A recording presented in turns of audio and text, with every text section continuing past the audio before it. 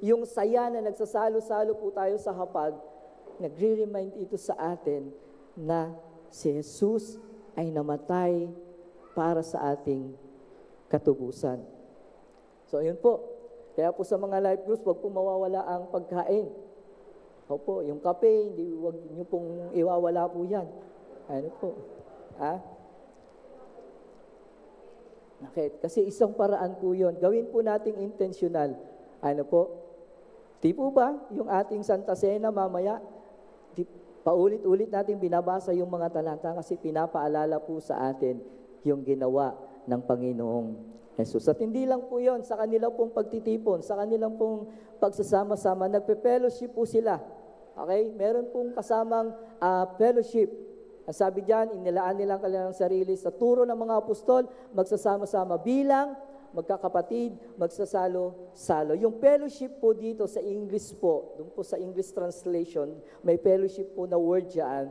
Ang ibig sabihin po noon, sa Greek word po noon, ang kahulugan po ay koinonia. Na ang kahulugan po ay pagsasama-sama ng mga mananampalataya. At dito po, hindi lang po basta fellowship, no, na nakasanayan po natin. Sa fellowship po natin ngayon, isang activities na po natin ginagawa. Ini-schedule po yan. O sa buwan po na ganito, sa mga kapisanan, may fellowship po tayo. Di ba?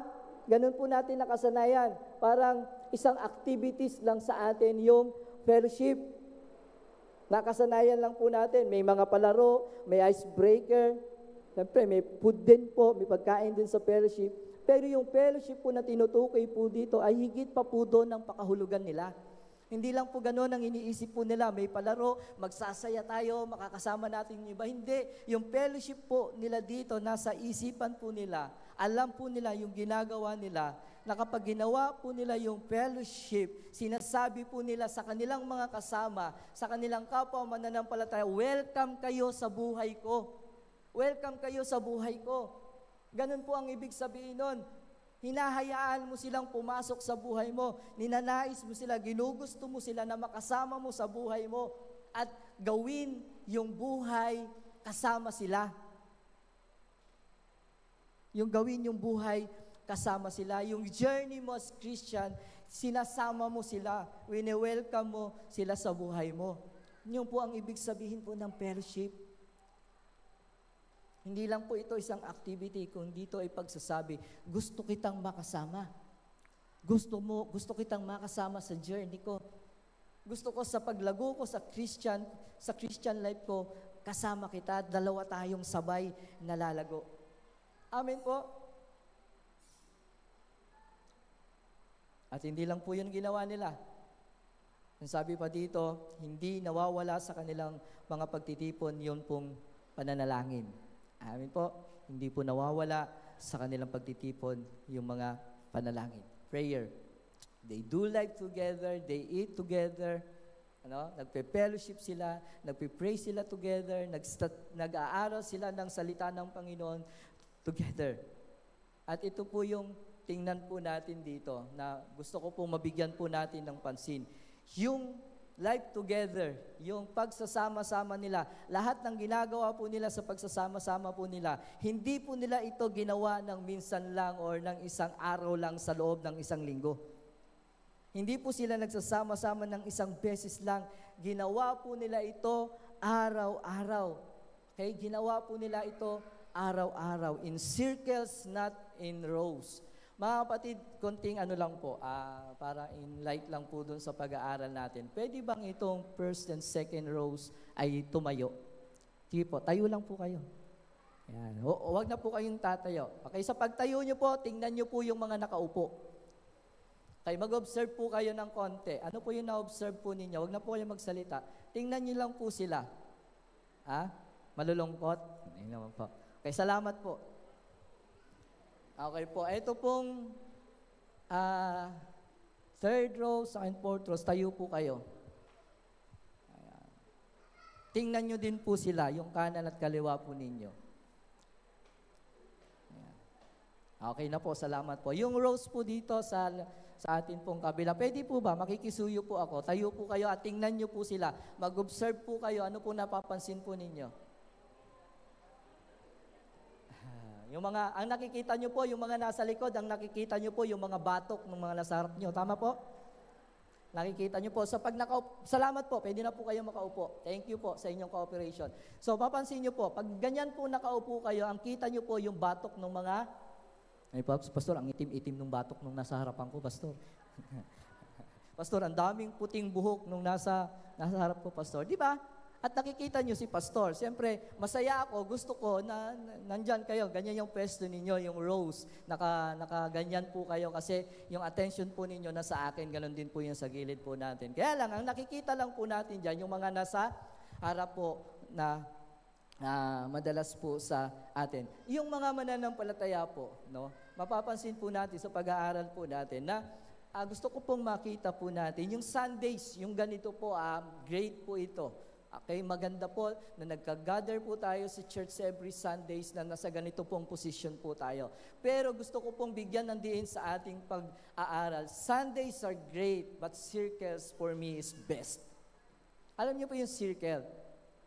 Okay? Yung pagtitipon, di po ba sa breakout session natin, karamihan nakaikot po tayo at nakikita po natin yung bawat isa, yung galaw ng kanilang mata, yung sinasabi nila, yung angat ng ilong nila, yung pag-angat ng ilong nila, no? Yung paghawi ng kanilang mga muka. For me, circle is best. Great yung Sunday po natin, pero para po magawa natin yung life together, no? Mas magagawa po natin yon hindi lang Sunday, kundi doon sa circle, doon sa pagsasama-sama natin bago ang linggo. Yung tinutukoy ko po dito, yung mga life groups po natin. Okay? Kasi doon po natin magagawa talaga yung yung buhay, kung anong yung buhay na nagsasama-sama po ang bawat isa po sa atin. Nakakaharap po natin sila, nakakakwentuhan natin sila. Ngayon po, pag nagkwentuhan po kayo, di po ba minsan napupuna tayo, tama? Pag nag-react kayo sa sinasabi ni Pastor, hindi kayo pwedeng magbigay ng opinion agad ngayon. Tama? Mamaya pa sa breakout session. Pero sa small group po, sa circle, di po ba, may interruption. Pwede kang sumagot agad, pwede kang magbigay ng opinion mo, pwede kang tumawa. Tama po? So for me, circles is best. Yes, great yung Sunday, great yung roast, but for me, dito po sa Book of Acts, mas pinakita yung gatherings po nila ng sama-sama, hindi ng isang beses lang isang linggo, hindi araw-araw ng buhay nila. Pansinin niyo po in verse 46. Sige po. Araw-araw, dun pa lang, ano po? Araw-araw sila nagkakatipon sa templo at nagpira-piraso ng tinapay saan? Sa kanilang mga tahanan na masaya at may malinis na puso. Ilang beses po sila nagtipon-tipon? Araw-araw. Pastor, wala naman silang templo noon. Oo, tama naman. Tama po. Okay po. Pero dito po ay pinakita po nila, nung makilala nila ang Panginoon, is yung klase ng pamumuhay nila, hindi isolation, hindi isang beses lang isang linggo, kundi yung pagiging church po nila, araw-araw talaga silang nagtitipon-tipon para gawin yung mga gawain ng atin pong Panginoon. Meron po akong ilang papakitang mga pictures. Medyo nahuli na po yung ibang mga pictures. No?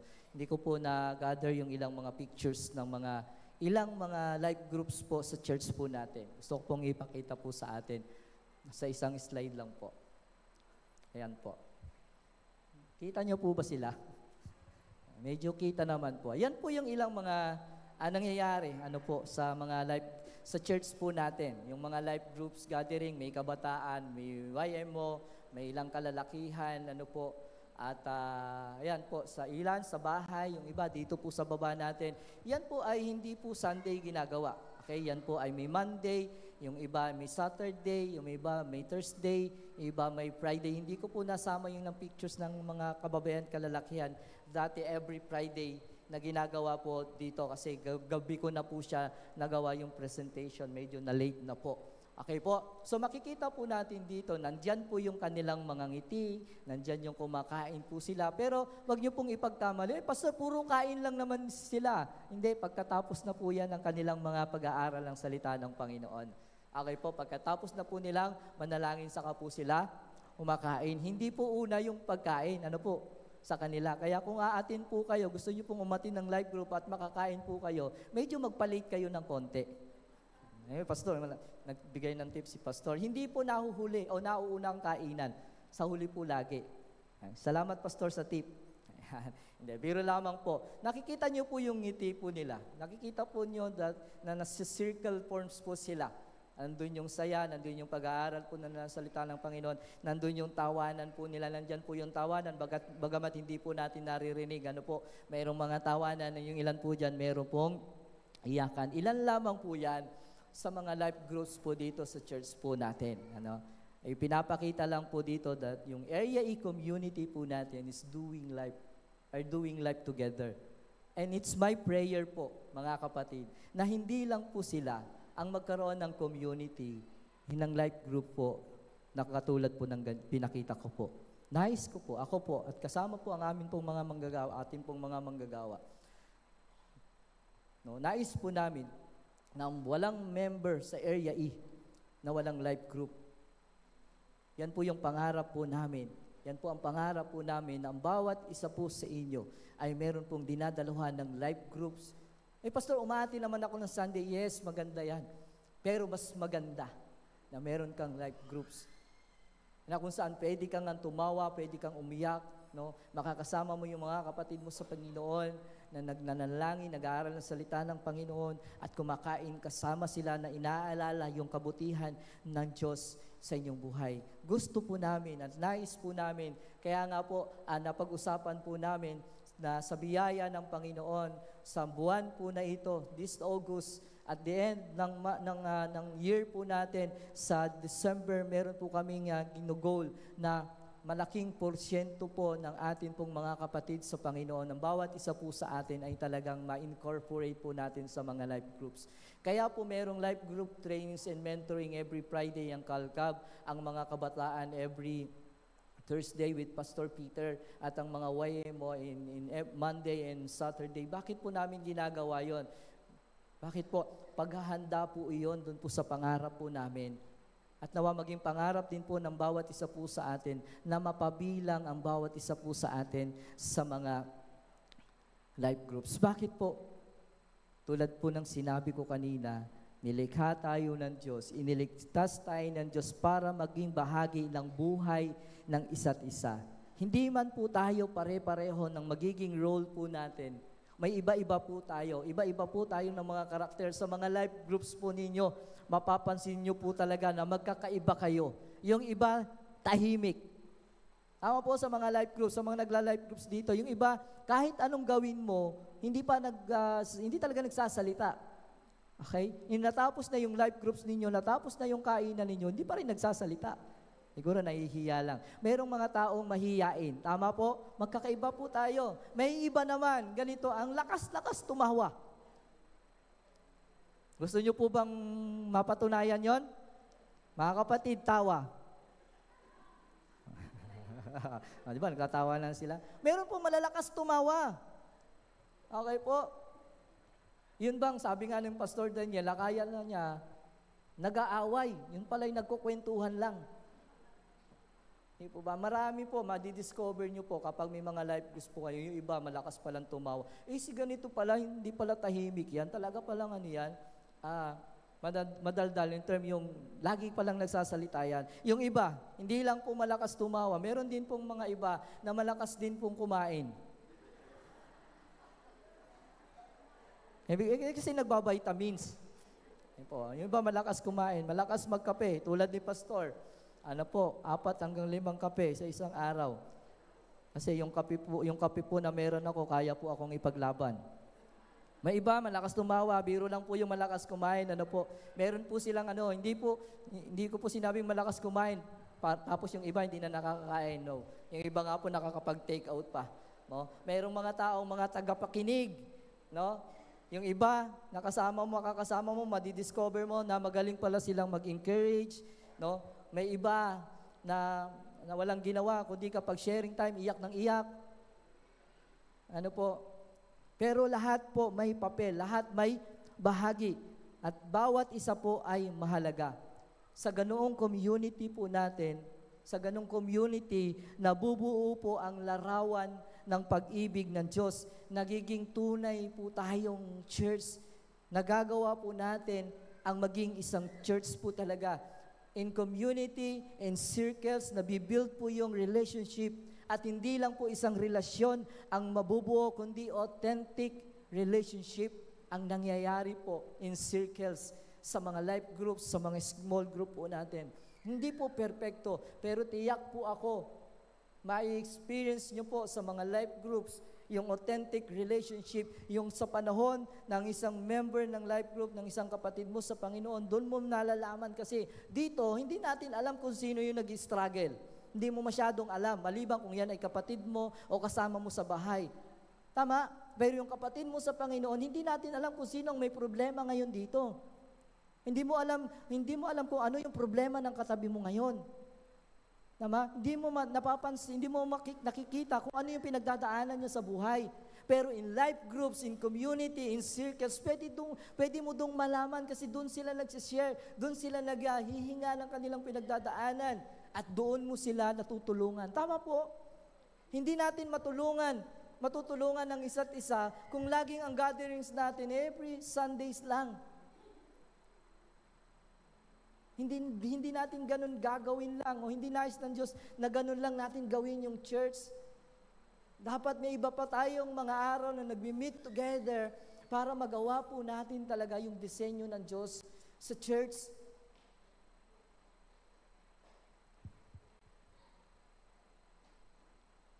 Hindi lang basta isang relasyon, kundi isang authentic, totoong relasyon ang nabubuo.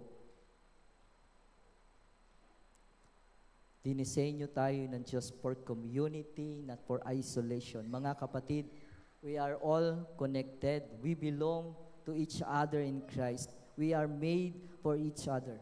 Tandaan po natin yan. We are made for each other. Bakit kailangan nating ipamuhay ang buhay po natin magkakasama? Because second po, we are better together. Pakisabi nga po natin, we are better together. Amen? We are better together. Sa verse 43 po, sabi po dyan, dahil sa maraming himala at kababalaghang ginawa sa pamamagitan ng mga apostol sa Jerusalem, naghari po sa lahat ang takot. Nagsama-sama ang lahat ng sumasampalataya at ang kanilang mga ari-arian ay itinuring na para sa lahat. Ipinagbili ang kanilang mga ari-arian at ang mga napagbilhan ay pinamahagi sa bawat isa ayon sa kanyang pangangailangan. Mga kapatid, listen. Kapag nagsasama-sama tayong mga mananampalataya, hindi lang ng Sunday, hindi lang ng Sunday, kundi sa iba pang mga araw, bago dumating yung linggo, kapag nagsasama-sama po tayo, tandaan po natin to, something powerful happens. Iba po yung experience. Okay? Maraming mga himalang pwede pong mangyari kapag ang mananampalataya ay nag-gather hindi lang ng Sunday. Yung mananampalataya na nag-gather ng Monday, yung ibang mananampalataya nag-gather ng Tuesday, yung bang sa buong week po na ito bago ang Sunday, napupuno po natin ng mga pagtitipon ng mga anak ng Diyos, something powerful happens. Yung verse 43 to 45 po na binasa ko po, meron po yung pinanggalingang verse. From verse 41 and verse 42. Make immediate context po yan. Galing po yung verse 43, 45 sa verse 42. Kung saan, makikita po natin sa binasa natin kanina, yung mga mananampalataya, pagkatapos nilang marinig ang pagpapahayag ng salita ng Diyos, nagsama-sama sila. Sa kanilang pagsasama-sama, nag-aaral sila ng salita ng Diyos. Sa kanilang pagsasama-sama, nagpe-fellowship sila, kumakain sila together, and nagpe-pray sila together. Yun po yung pinanggalingan po nito, yung himala na silabi na nangyari. Galing po yun, nagsimula po yun doon sa gatherings po nila, sa pagtitipon po nila. Ano po nangyari? Sabi in verse 43, may himala pong nangyari. Nagkaroon din po ng takot ang lahat ng mga tao, mga sumasampalataya. Yung takot po dito is more on respect and paggalang sa ating Diyos. At hindi lang po yun yung himalang nangyari po sa kanila. Na ang sabi po dito, ang isa pang himalang nangyari sa kanila, na wala po yung pagiging makasarili po nila. Nawala po yung pagiging makasarili nila. Bakit? Kasi nagawa po nilang ituring na para sa lahat ang kanilang mga ari-arian. Hindi po ba? Na-break po yung pagiging makasarili. Yung anumang meron po sila, ay ibinahagi po nila. O sa kapatid ko din ito, ang point lang doon, yung meron ako, kapag nagkaroon ng pangangailangan yung kapatid ko, is I can't share it. That's the point. Mga ari-arian po nila. Hindi lang po yan, sabi dito, ipinagbili pa ng ilan sa kanilang ari-arian. Kaya ang bawat nangangailangan ay nabigyan. Needs are met. Ang isa pang himala dito, mga kapatid, is natutugunan po yung pangangailangan ng mga kapatid po natin when we gather together. No one is left out. Ganun pala, Pastor. I-join ako sa life group kasi baka mayroon ako mautangan doon, Pastor. Hindi po ganun yung punto po dito. Ano po? Nung nakita po ng mga tao sa kanilang gathering dahil nawala po yung pagiging makasarili nila. Nung mabalitaan po nilang may mga kapatid sila sa Panginoong naghihirap, nangangailangan, agad silang humakbang at gumawa sila ng paraan para matugunan yung pangangailangan ng kanilang mga kapatid sa Panginoon. Yung bang hindi na kinailangang manghingi nung isa o mangutang nung isa kasi nabalitaan natin na may pangangailangan siya, may problemang dumating sa buhay niya, nasunugan sila, nawala ng trabaho. Anong ginawa ng mga mananampalataya? Nagtulong-tulong sila para mabigay o matulungan sa pangangailangan yung tao po na iyon. Needs are met when we gather together. No one is left out. Tulad nga po ng sinabi ko kanina, yung mga needs po ng mga kapatid po natin sa Panginoon, ngayon po, hindi po natin alam kung sino talaga yung mga may urgent needs po ngayon. Yung talagang sabihin na natin kailangan ng tulong kasi hindi po natin sila nakakasama. Po, pero if we gather daily or madalas tayong nagkikita-kita, malalaman natin kung ano yung struggle, malalaman natin kung ano yung problema. At ang bawat isa ay nagtutulong-tulong para abutin yung kapatid nila na iyon. At ang maganda po dito, ang sabi, they don't just talk about love. Hindi po nila pinag-uusapan lang ang pag-ibig.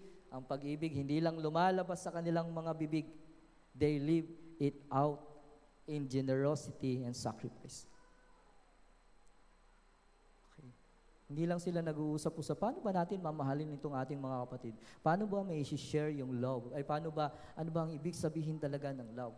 Yung love na na-experience nila sa Panginoon, ipinamuhay po nila yon ng sama-sama in generosity and sacrifice. At mapapansin niyo po sa mananampalataya po dito, they weren't consumers, they were contributors.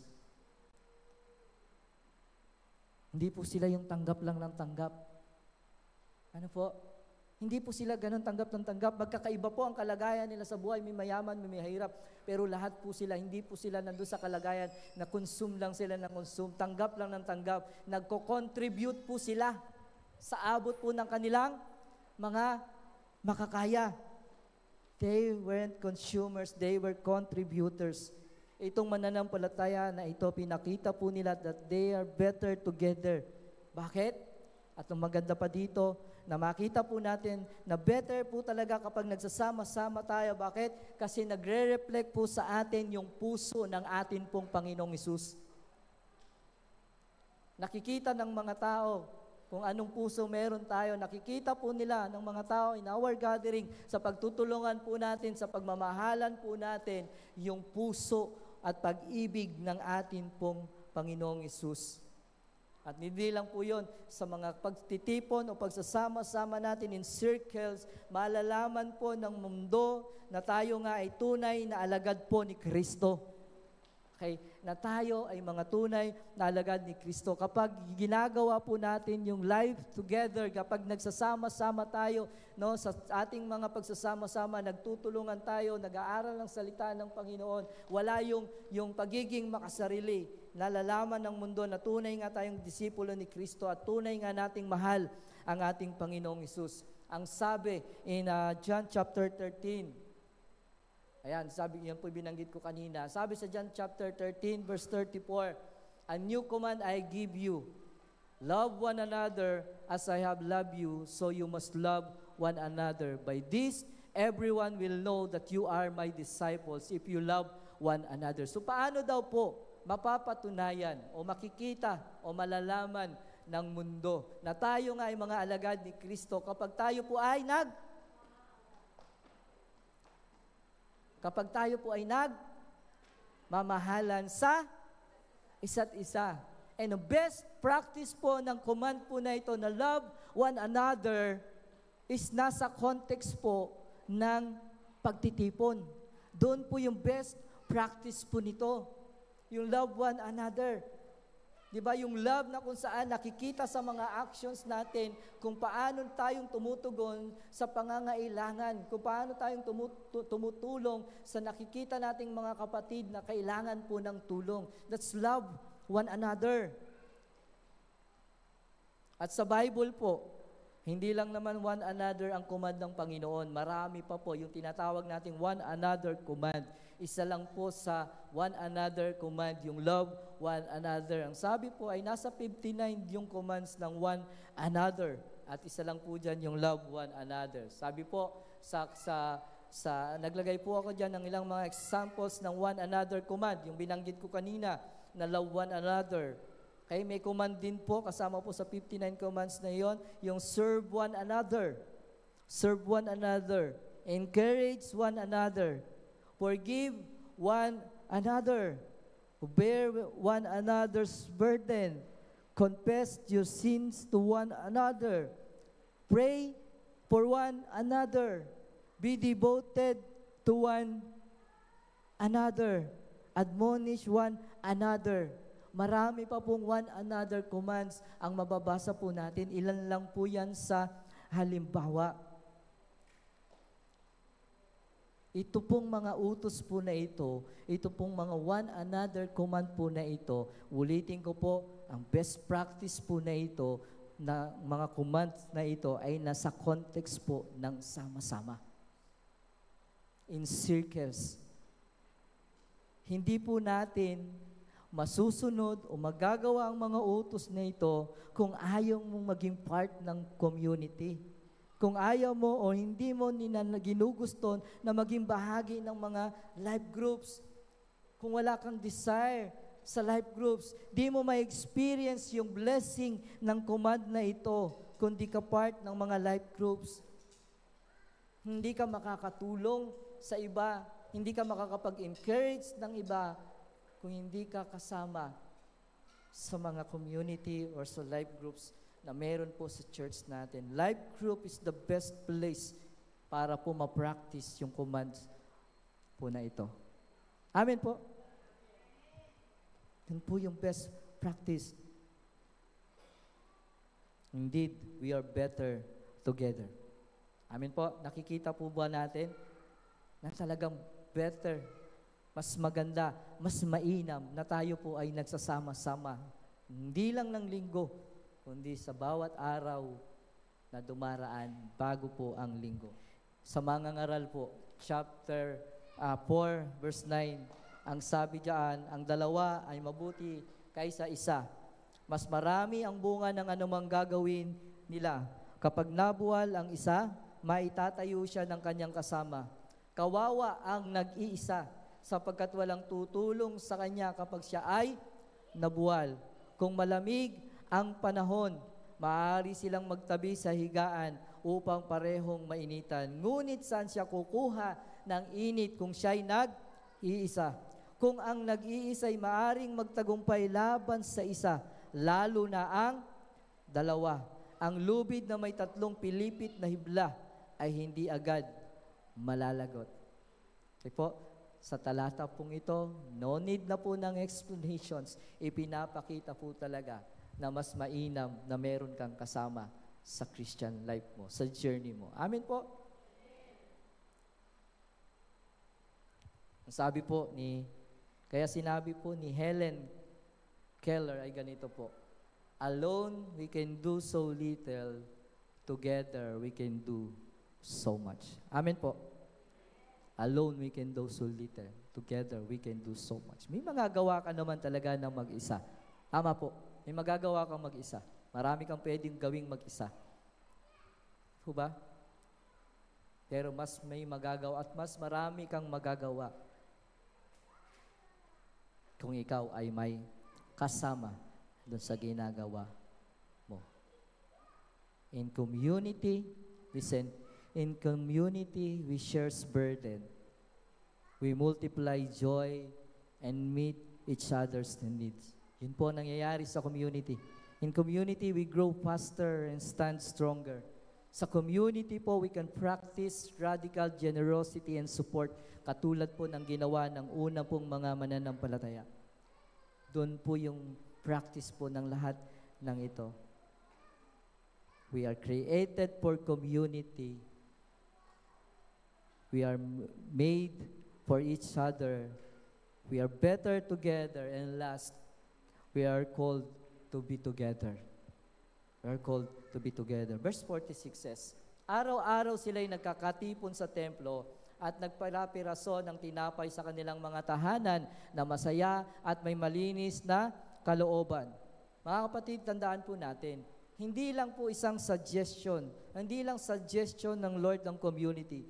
Tinawag po niya tayo para dito. At yun po yung ang kaalaman po ng mga unang mananampalataya. Tinawag niya tayo ng Panginoong Hesus, ng Diyos, hindi lang para sa araw ng linggo, kundi araw-araw po ng ating buhay. Tinawag po tayo ng Diyos na sama-sama para magtulong-tulong, para po magmahalan, para po sambahin siya at maging isang church talaga.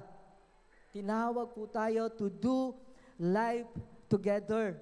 Tandaan po natin, church not just about going, but about being together. Hindi lang po yung pagpunta sa church, sa building na ito, ang ibig sabihin ng church, kundi yung pagsasama-sama po natin. At kung paano po natin ginagawa talaga yung pagiging isang church. At ito po, yung nakikita po natin doon sa early church, araw-araw nga po silang nagkakatipon, kumakain, nagkagalak ang kalooban, nag-aaral ang salita ng Diyos, sumasamba sa Diyos, nagpupuri sa Diyos. Doon sa ganong klase ng buhay, naging maganda po ang resulta noon. Tayo po dito mga kapatid, ginagawa po natin ang lahat sa mga churches po ng ngayon. Ang dami pong mga kaparaanan na ginagawa to win souls. Ang dami pong ginagawa po nating mga kaparaanan, no, para po mapapasok natin sa church o para makaakay tayo ng mga tao papalapit sa Panginoon. Yung ilang mga churches at nagiging benepisyo naman siguro sa marami, kung ano-ano na yung ginagawa sa church. Maraming mga ilaw na wala naman pong mali doon kasi plano din po namin magkabit ng ilaw dito. Yung disco light, hindi, biro lang po. Di po ba? Pinapaganda yung buildings, no? Ang dami nating mga tawag doon, mga strategies ng mga churches ngayon para lang talaga maakay yung mga tao sa Panginoon, para dumami po sila. Pero may simpleng paraan pala na pwede po tayong gawin para hindi po tayo mahirapan na mag-akay ng mga tao sa Panginoon. Meron palang simpleng paraan.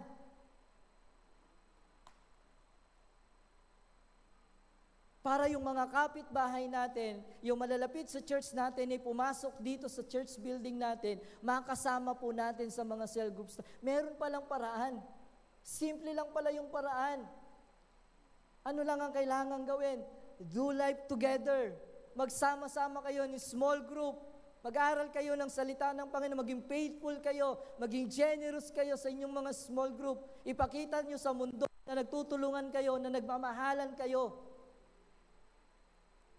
Yun lang palang kailangan po nating gawin. Ipakita natin na masarap sa community ng Area E.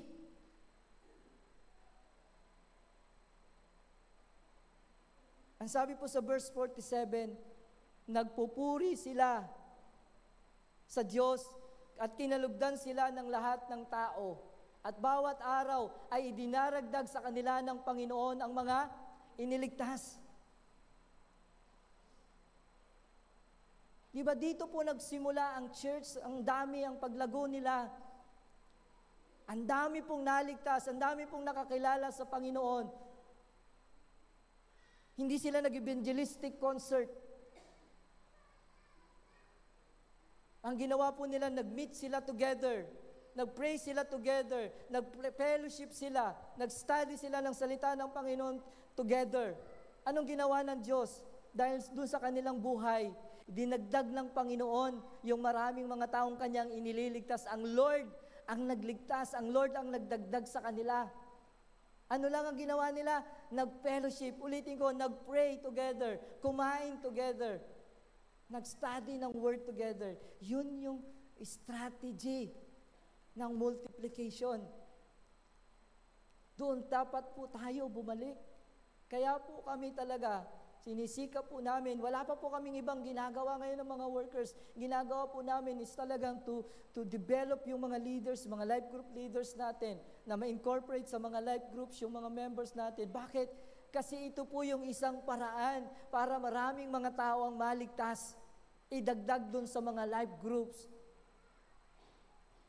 At ang gagawa po nun, ang Panginoon. Dahil sa ginawa ng mga mananampalataya na ito, doon sa pagsasama-sama nilang palagi, kinalugdan sila ng mga tao. Natuwa ang mga tao sa kanila. Bakit? Kasi nakita sila kung paano sila mamuhay. Nakita sila na nagmamahalan sila. Nakita sila na nagtutulungan sila sa panahon ng pangangailangan.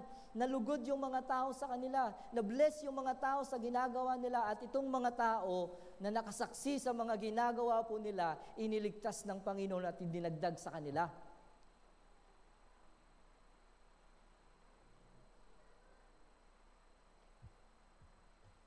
Nakita ng mga tao kung anong relasyon meron sila. Kaya sila mismo nagkaroon ng kagustuhan. Gusto kong maging o makasama dyan sa community ng area na yan. Because they love one another. Because they help one another. Because they forgive one another, because they serve one another. Sapagkat nagtutulungan sila sa pagpasan ng mga problema ng kanilang mga kapatid. Sinong gugusto na makasama sa isang grupo na yung grupo na yun ay palagi mong nakikitang nag-aaway? Sinong sasama sa isang grupo na hindi marunong magpatawad? Sino sasama sa isang grupo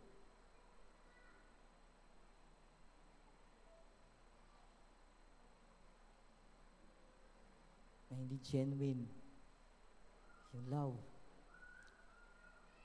Mga kapatid,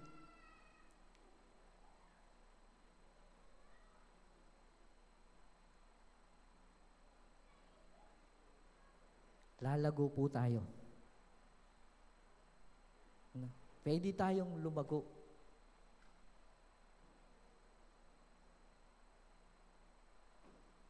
Na kahit hindi na masyadong malaki ang gastos, just do life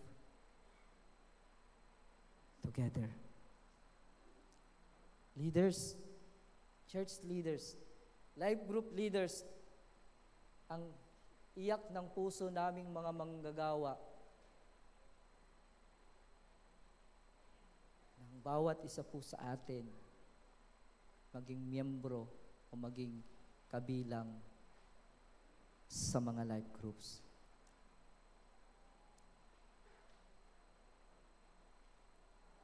Ang pangunahing estratehiya po natin to win and make disciples is yung ating small group. Yung mga life groups po natin. Malaki ang magagawa ng small groups. Amen po?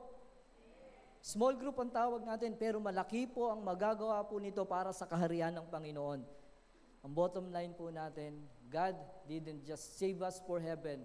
He saved us into a community. We are created not just for Christ, but for each other.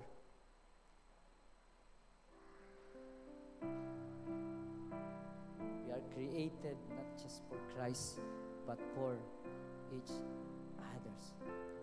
Faith grows when we share life. Love becomes real when we live it out in a community. Just like in Acts chapter 2, the church today is at its best when we live as one.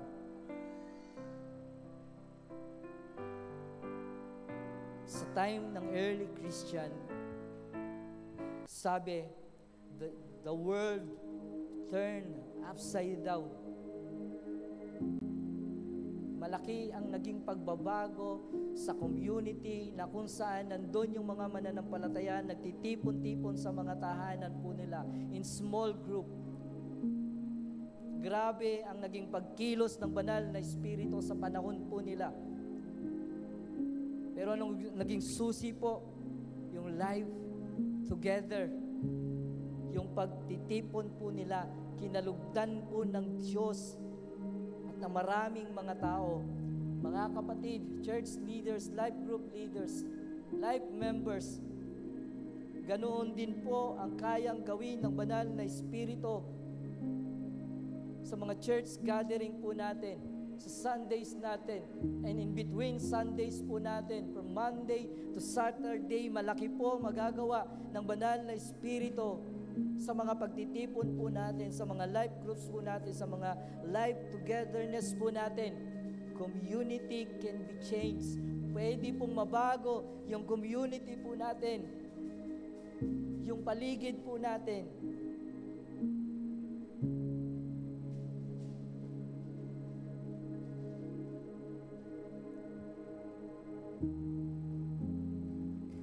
Hindi po maganda kung tayo ang mamasid sa mga nangyayari sa paligid po natin. Ang daming pangit na nangyayari. Ano po? Mayroong mga broken families, mga magkakapitbahay, nag-aaway-away. Hindi po maganda ang nangyayari po sa community natin ngayon kung magiging mapagmasid po kayo. Maraming mga kabataan ang napapariwara. Maraming mga tao ang malayo sa Diyos. Kailangan meron silang magandang makita. Kailangan itong mga taong na nasa pangit na kalagayan, na hindi nangyayari yung disenyo, plano ng Diyos sa buhay nila, kailangan meron silang makita na maganda, na pwedeng bumago sa buhay po nila. Ang kailangan po nilang makita yung church. Hindi lang sa lugar na ito, kailangan nilang makita na yung church na nasa kanilang community, na nasa paligid nila, na nasa malapit po sa kanila. Kailangan silang makakita ng mga taong nagmamahalan. Kailangan silang makakita ng mga taong nagpapatawaran sa isa't isa. Kailangan silang makakita o kailangan nilang makakita ng mga taong nagtutulungan sa panahon ng pangangailangan po nila. Kailangan nila ng mga tao na handang magsakripisyo para lang makatulong. At yung mga magagandang bagay na yun na pwede nilang makita sa church, ang pwede pong bumago sa community o sa buhay na meron po sila. We need to step up. Kailangan nating gumalaw. Kailangan po nating magdesisyon. At simulan po natin yun sa maliit na paghakbang. That's our small group. That's our life group. Dahil malaki po ang magagawa nito sa community natin. Gusto niyo po bang mabago yung community po natin? Ipakita po natin sa kanila kung ano yung ginagawa natin. Ipakita natin sa kanila that we love one another.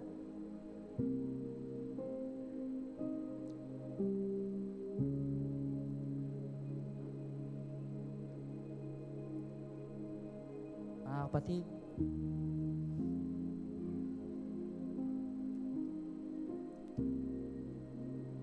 malaki po ang magagawa kung bawat isa po sa atin ay hahakbang